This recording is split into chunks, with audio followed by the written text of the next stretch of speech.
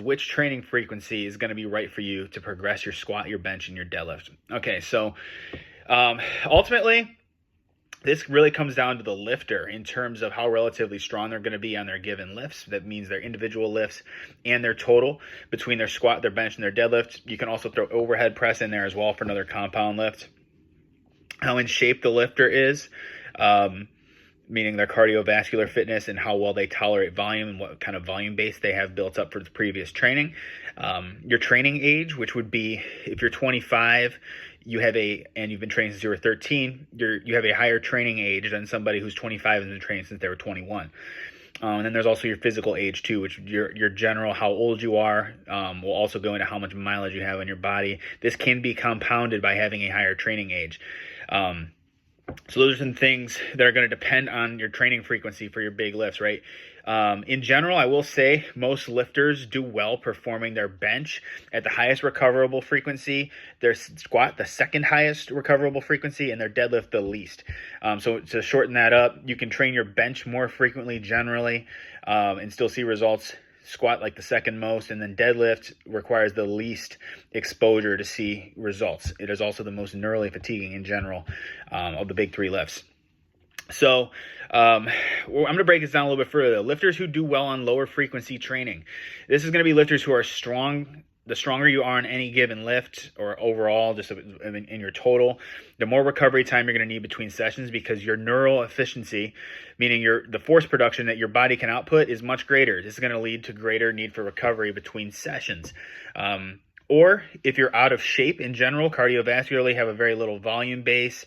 In general, really large lifters, with few exceptions, will have this problem. I'm not talking about muscular guys necessarily. I'm talking about guys who are just big, right?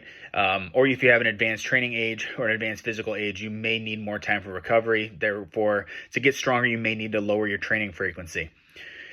Lifters who do well on higher frequency are going to be lifters who are super in shape, lifters who have a young physical age or a young training age, and then lifters who are in general newer to lifting or relatively weaker. You're going to need less recovery time between hard training sessions, as your body's not as neurally efficient as far as force production. So more volume and frequency are going to be needed to get that same desired training effect. Other exceptions, and to go back to that one, that's going to be your guys who are in their early 20s training SBD 3-4 times a week and are able to progress and make recovery. Ultimately, the stronger they get, the more neurally efficient they get, and the more mileage they put in their body, they're going to ultimately need to taper back off that eventually, with few exceptions.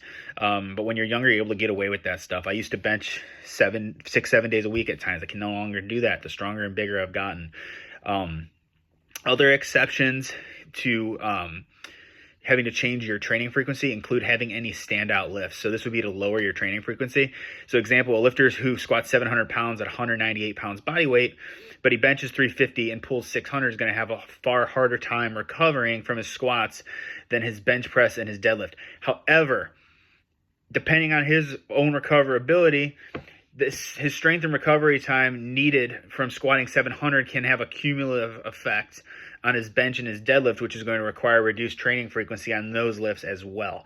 So that's also something to consider. If somebody's got a very standout lift, it could impact the other ones, and that could also impact your training frequency. So to sum it up, it's very dependent on those factors, and it's not a one-size-fits-all answer. Everybody I coach kind of train differently and coach differently in terms of their program. Also, lifestyle factors too, how busy you are and how many days you're willing to train is going to come down to it as well.